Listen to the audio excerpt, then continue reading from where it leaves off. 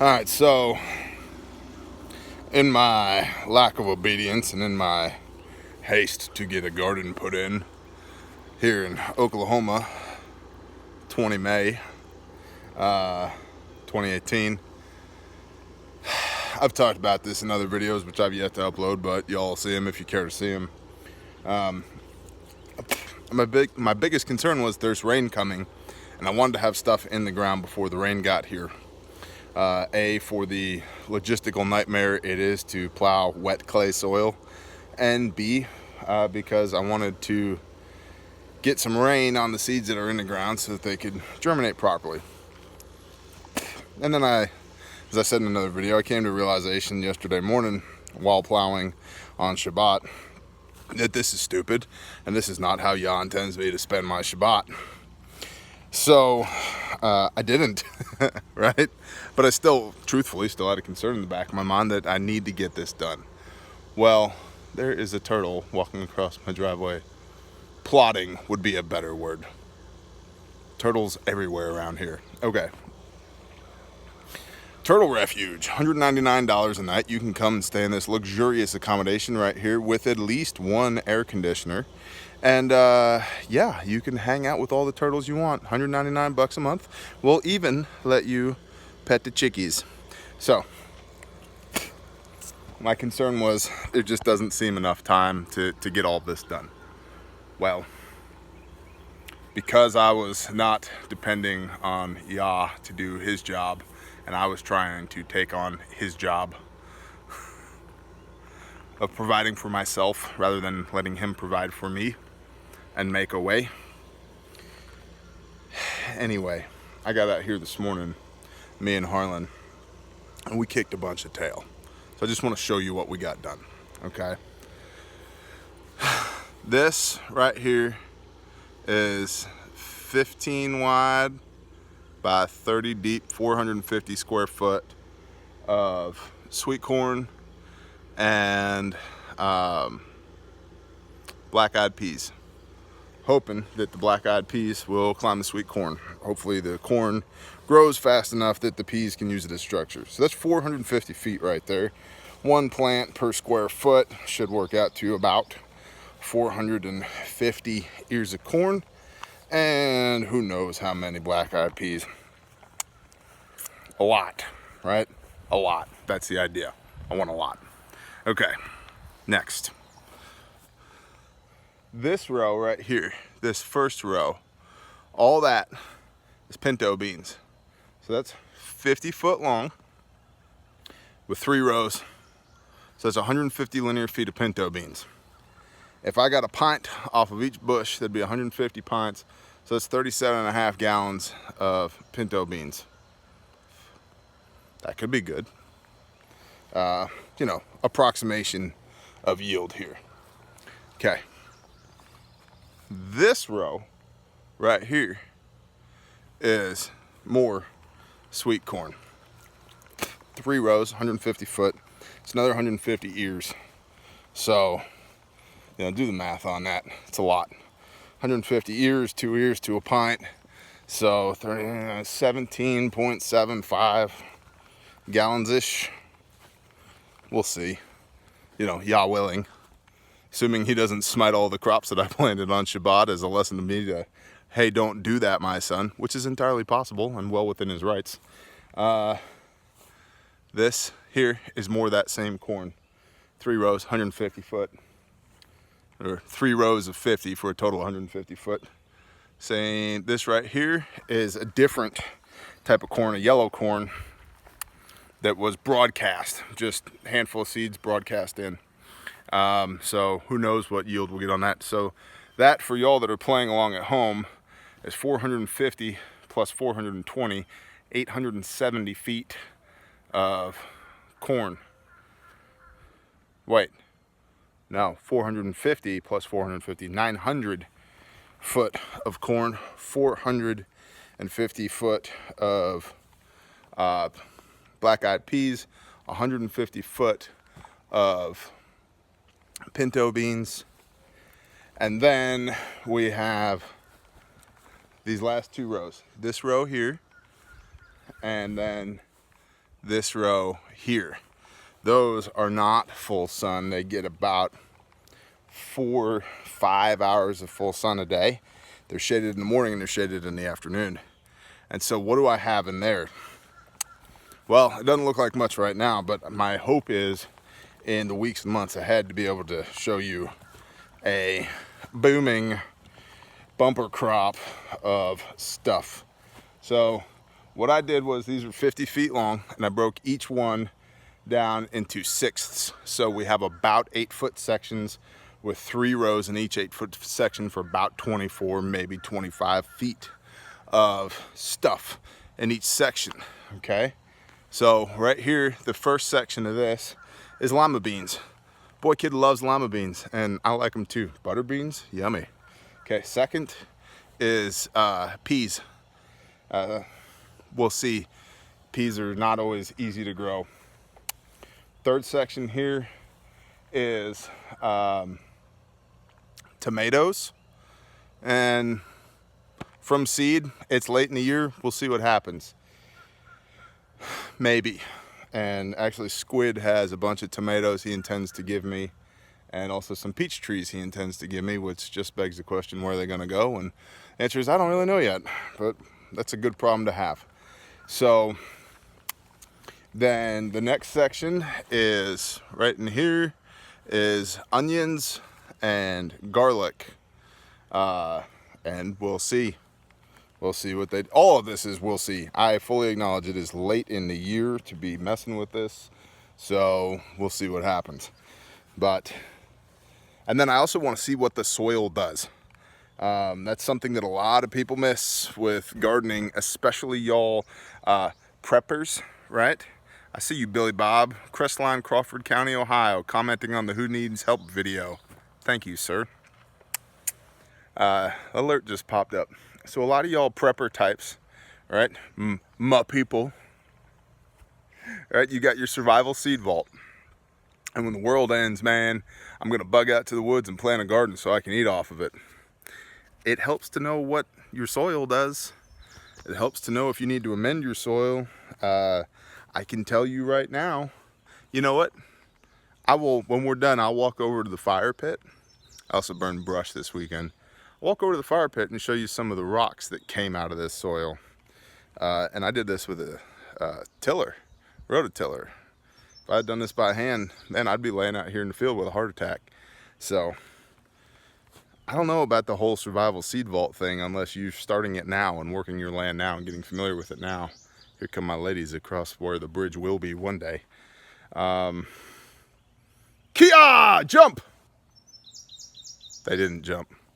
Okay, so here was onions, garlic, and then here on the end, right back here, we have cucumbers, other kind of cucumbers, and some melons, cantaloupe. Shani picked out the cantaloupe. I see you, hombre. Keep walking. Or your hombre, whatever it is. Hombre is dude in Espanol. Hombre is something you do to your hair when you're a preteen girl, apparently. Okay, and then this last little bed that right now is in full sun, which is great because that's going to get the soil temperature up and help germination, but it doesn't get so much sun that it'll cook everything that's here. And I did all of this broadcast in a wide row, so I get super tight density of plants so that the foliage will shade the soil, and I'll have less transpiration of soil, meaning that this moisture in the soil is evaporating. I don't want that. I want the soil to stay cool-ish. 4 to 5 hours of sun is what I want right here, and then I want it in shade so that I'm not losing all the moisture in the soil. Okay, so this row right here, also divided into sixths, so about 25 foot for each here, starting all the way at the end because that's what gets the least amount of intense sun, which is another thing. Oh, I'm gonna bug out and plant a garden. Do you know anything about how the sun moves across your property? Do you even know where your property is yet? No, I'm not being a facetious a-hole. I'm asking you serious questions because if you intend to live off the food that you're gonna grow, probably a good idea to know how the sun moves across your land and what kind of soil you have and what grows there and what doesn't. without having to figure it out on your first go round and then potentially starving to death and dying. So I guess we'll title this something along the lines of SHTF gardening tips. That's a good one. That'll get some clickbaiters in here. But we're already 10 minutes in, and most of those clickbaiters only watch for a minute or two, and I started the minute or two by talking about so they're probably gonna bounce anyway. But if you're new to the channel, you made it this long, hi, welcome. We're nice people. Hang out, have a glass of tea. A glass of tea. Oh my gosh, we're gonna make a shirt out of that. Pour you a nice glass of tea and then this face. Yeah, that's a good shirt. Okay. Little lung butter. All right. The end of this, the first 12, or the first 2 sections rather, is leaf lettuce, right? So that stuff's delicate. It likes, spring and fall, not summer, which we're going into. But I think, oh, thank you God for that cool breeze. I think it'll be okay. And if it's not, I'm out $5 in seeds and I learned a lesson. Next section in here is that mescalune, not mescaline. That's some trippy dippy stuff. Mescalune or mescaline, whatever. It's like lettuce, like frilly, multi-colored lettuce leaves. Somebody will hit me in comments and go, duh, T, it's called blah, blah, blah. So that right there is the blah, blah, blah. And then, let's see, next section is kale, curly leaf kale. And so the more we go this way in this row, the more intense the sunlight gets. So from my experience gardening, which is important to have experience gardening, which we've been gardening actively in Texas the last 3 or 4 years. This is not Texas, which is why we're doing this now, or one of the major reasons we're doing it now is because I need to learn how my stuff does what it does here. And, Yah willing, this will turn into food, which will be good to have in case the world ends. Okay.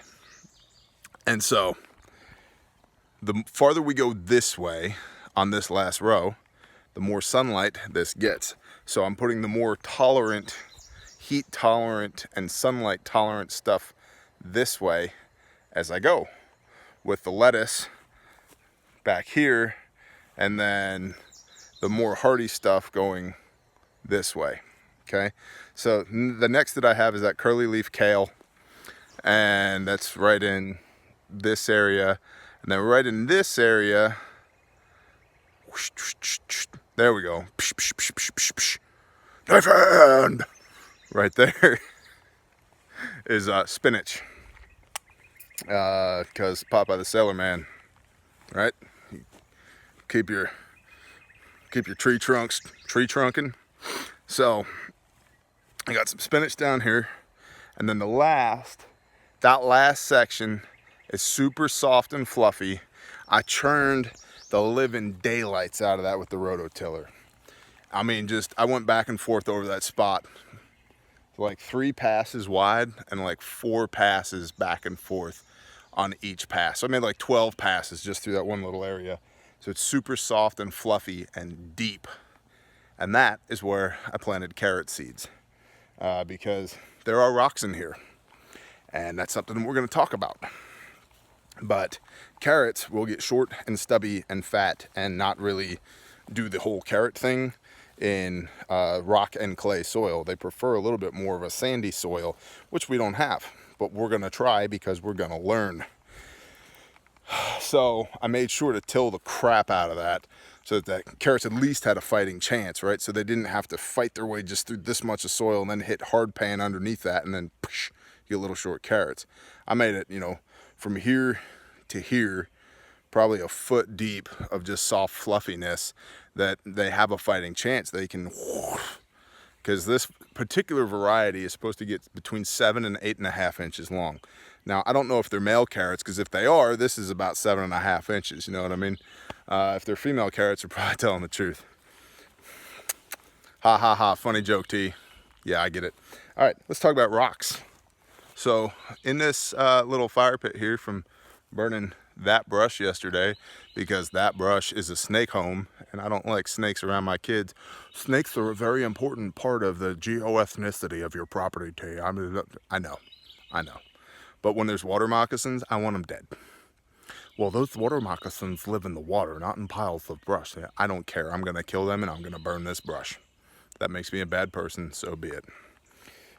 You know, last I checked, we were at war with a serpent-ish. So I'm just bringing that into the temporal world. Down here are rocks.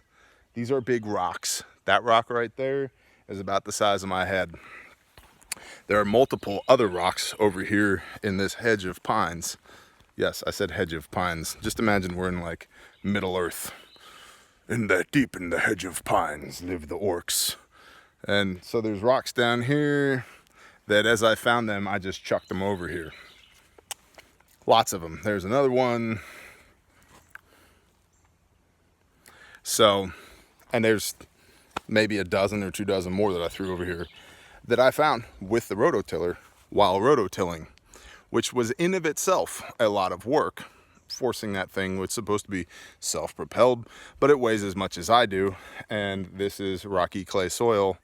It doesn't self-propel that well through it. So if you had to do this by hand with a pick or a hoe, is the point that I'm getting at. When you bug out in SHTF, it's the end of the world as you know it, man. I'm just gonna run to the hills, man. I got a nice piece of property picked out. I'm gonna take my tactical garden kit. You should probably sell one of those on the website. Tactical garden kit. You open it up and there's a bunch of 9mm hollow points. Plant hollow point up for the best germination rate. Whatever, right? So when you bug out with your seed vault, which I'm not saying don't have a seed vault. What I'm saying is, in all things, as I've said a bazillion times before, be brutally honest about your capabilities and your situation. Brutally honest. Okay, you have seeds, now what? How are you gonna water those seeds? How are you gonna get those seeds in the ground? I'm gonna show you one more thing. We're gonna go on a little bit more of a walk. That's another thing too. How much walking do you do? I've probably walked at least probably closer to 3 miles so far today. It's noon. It's literally noon on the nose right now. Just moving about the property, doing different things that needed to get done. I've also swapped out a hot water heater so far this morning and planted and took the trash to the dumpsters and threw my youngest child about 10 feet up in the air over and over and over again because she's crazy like that and she loves it.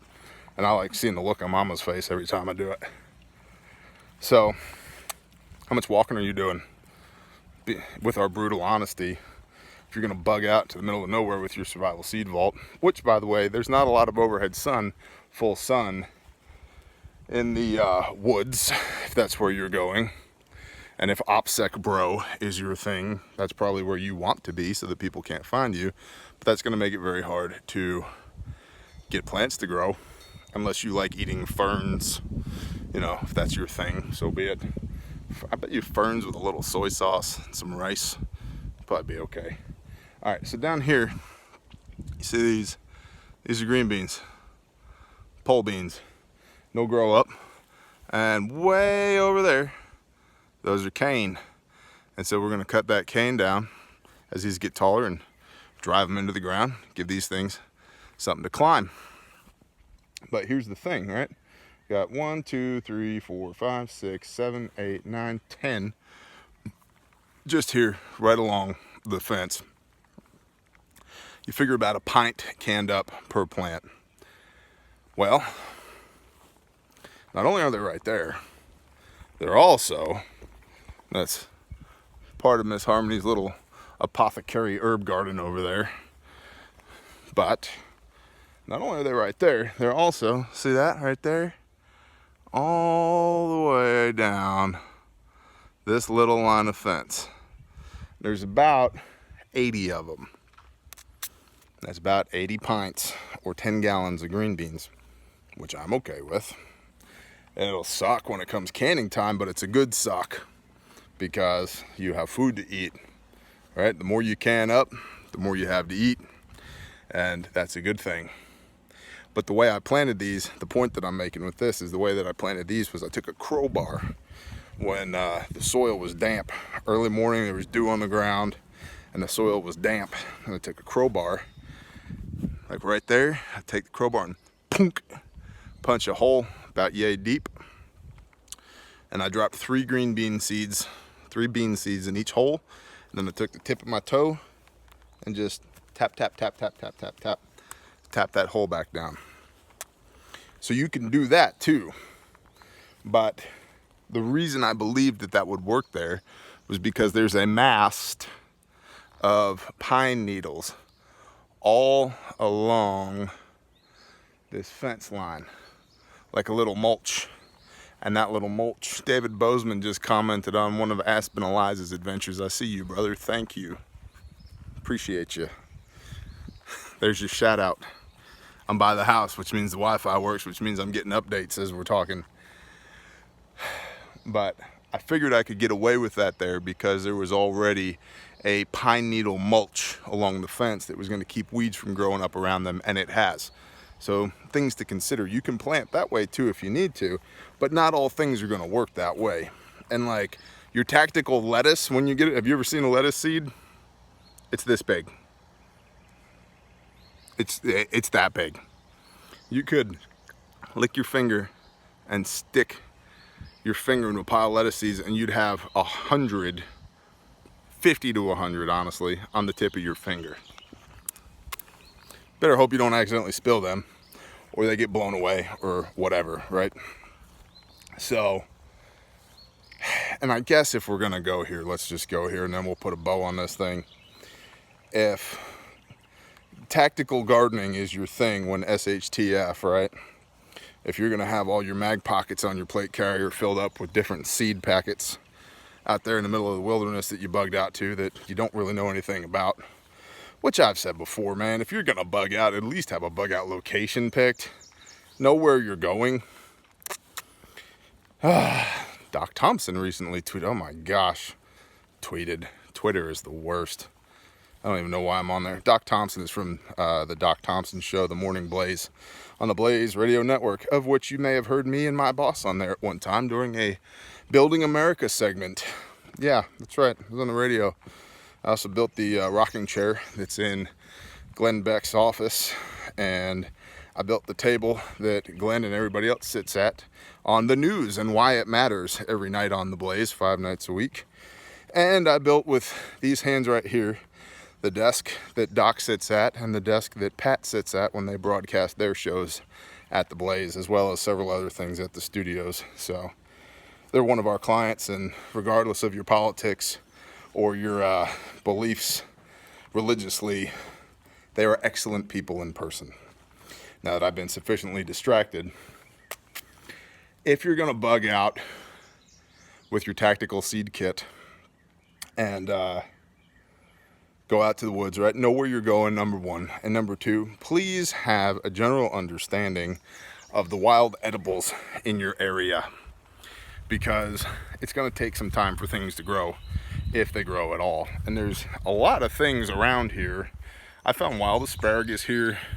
We got honeysuckle. In fact, Miss Harmony is working on brewing up a batch of honeysuckle wine here in the near future. She's going to start with 2 gallons, and we're going to see how that goes, and we'll take it from there. If it takes right off, yeah, I'll probably be brewing it by the 55-gallon drum full, because that stuff is good. But there are probably lots of wild edibles around you, right? We found blackberries here, lots of blackberries, muscadine, wild asparagus, which is interesting because this isn't the soil I would expect to find wild asparagus in, yet it is here. There's all kinds of pine nuts. There's hickory nuts, pecans out the wazoo. I mean, on and on and on.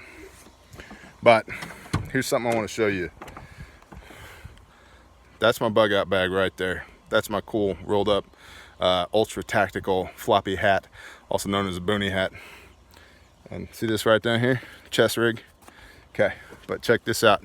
Top pocket.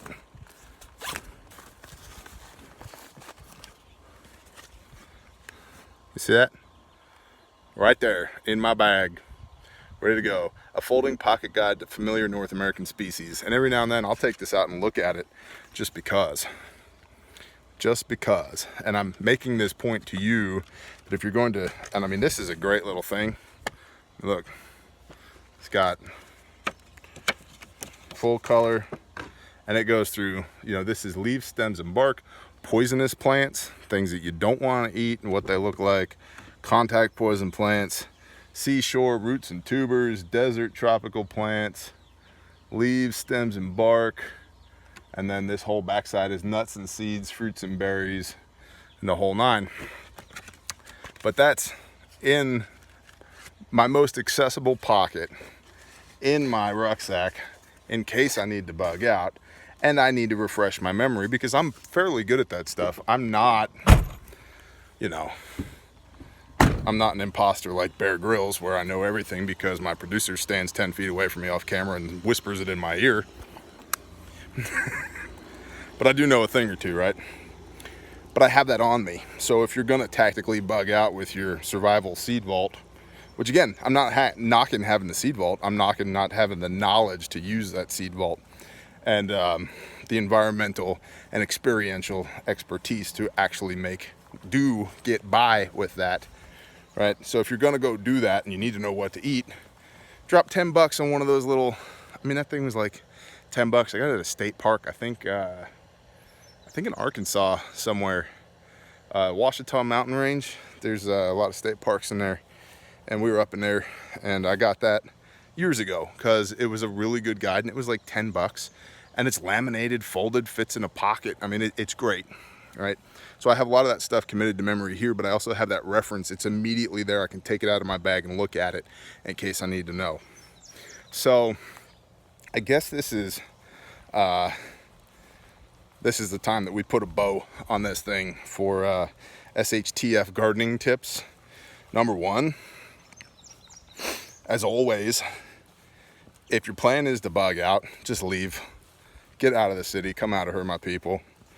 I really believe, and I got convicted on this a year or so ago. Life started in a garden. Life was redeemed in a garden. You probably ought to have a garden. Biblically speaking, it's pretty important. Yeah, I know Gethsemane was an olive press.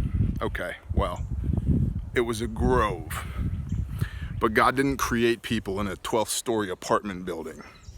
He created them out here where the birds sing. And it wasn't just you that he gave a voice to worship, because you walk around here in the morning, dude, symphony orchestra are just singing praise, right? So God didn't make you to sit in a cubicle. He made you to be out here. So you might as well just get there now. I know it's hard. I know it is, because I've done it. But come out of her, my people, says the Lord Yahweh, your Elohim. Do it. Number two, if you can't yet, for whatever reason, something's been chewing on my corn. That's why we were shooting rabbits this morning. If you can't yet, for whatever reason, at least know where you're going. A bug out bag without a bug out location and a bug out plan is useless. It's probably more dangerous to have a bag and not know where you're going and how you're going there than it is to not have a bag at all. Says me. So, quintessential to that is your bug out location. Go to wherever it is you're trying to go to when the world ends and start looking, start figuring out. The thing I really don't like about that, other than the fact that you're going to initially and immediately be at a disadvantage, is somebody else could already have their eye on the same piece of land you do. Or somebody else could own it. And then what? You're gonna start your bug out with a gun battle? That sucks, dude. That is last resort. Gun battles are last resort, not first resort. And you're probably not going to talk that person into being on your team. Frog. I literally just put my hand on my pistol because I heard it and heard something in the woods, and I was like, but there's a frog about yay big just bouncing through the grass back toward the creek. You're probably not going to convince that person who's already at your land that y'all should be on a team. So I really don't like that route. I think it's way too idealistic to actually work in the real world. But if that's your thing, okay, get there, go there, have a look and figure out what's going where, and check the soil out. And then you should know what wild edibles you can eat, because you're not going to have a garden immediately. You should also have like literal years of food put up, which is hard to do when you're bugging out. So ideally you're building a garden at a hard and fast location, your bug out location, where all of your food is, right?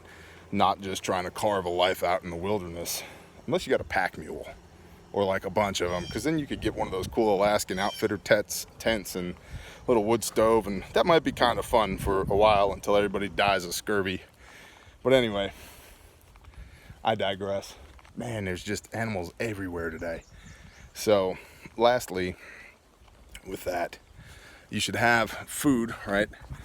Like food put up, food storage food, and you should know what wild edibles you can eat while your garden's growing. And having a year's worth of seed is probably not a good idea.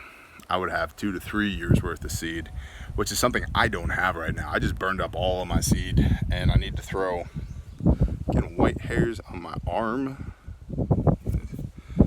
I need to throw another few $100s at seed. The thing is though, the longer you have your seeds, the lower your germination rates are. And you know, companies will guarantee, you know, X percentage of germination. What happens if they're wrong when your 25-year survival seed vault has 20% germination? What are you gonna sue them? Dude, the world's end, they're long gone. So I don't know. I've never used one of those. So I don't know what the germination rate on the seeds that they send you is. I don't know if they're good seeds or if they suck or what. I know Squid does all of his own seed saving, or most of his own seed saving. A considerable amount of his seed is seed that he has saved himself and trained to his environment. So you should also research seed saving, because your seeds will adapt generation after generation in your soil for your climate. So you'll get better and better and better yield by using your own seed over and over again. So I have about $60 worth of seed in the ground here, and I have 1,350 foot tilled up and planted, not including the 80 feet of green beans. So a little over 1,400 feet, 1,430 feet. And then Harmony has her herb garden, and then we have wild edibles as well, and then we have a bunch of food stored. So that's what I have to say on the end of the world as we know it, gardening. I didn't intend for this to become this, but it became this. So there you go. Treat it like a podcast. You guys know the deal. Anything over about 10 minutes, which is just my face when I'm talking, treat it as a podcast. So I hope that this information is useful to y'all. I hope it gives you some ideas. And really what I hope is that you guys will just quit with the worst case scenarios of bugging out and then trying to make something, and start dedicating more time and energy to leaving now while you can at the best of times, rather than trying to do it at the worst of times. Because this is work. This is work. And the less you have to do on the worst day of your life, the better. And I would submit that having to bug out is going to be the worst day of your life. So if you're already out of Babylon and established, dude, huge win. Huge win. You're like 80-90% there, right? If you're out of Babylon, established, and have a tribe, man, then all it takes is the doing, right? Because I would love to have, okay, now my place is planted, cool, let's go plant 6-8 other people's places. We're all near enough to each other that it's not a big concern. That is some security right there. That's some redundancy. So, oh, last thing. There's a few things that I don't have in the ground yet that I really want to have in the ground, but I haven't been able to find seed for. That is, I want more garlic in the ground. I want more onions in the ground, potatoes by a long shot, and sweet potatoes.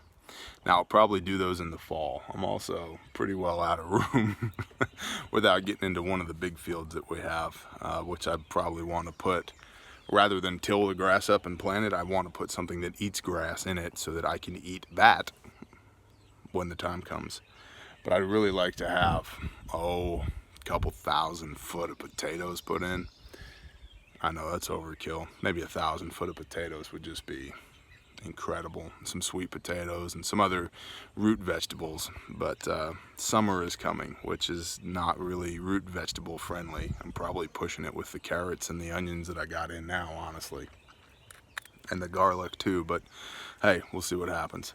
So anyway, guys, that's what I got. I'm being paged. Look at my beautiful wife.